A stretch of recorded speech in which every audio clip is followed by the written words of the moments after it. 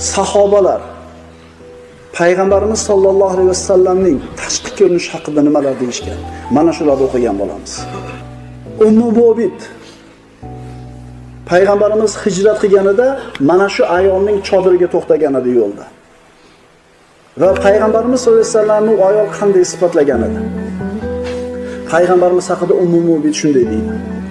U zot g'oyat ko'rkam, yuzlaridan nur yog'ilib turuvchi, go'zal xulqli, boshi va qornini na kattalik va na kichiklik bilan ayblab bo'ladi. Husndor va go'zal.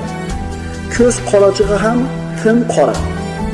Kipriklari uzun, ovozlarida biroz mayinlik bor. Bo'yni salgina uzun. Ko'zining oqi tiniq oq. Qoshlari kamon, sochlari qop-qora. Sukut saqlaganida viqor, so'zlaganida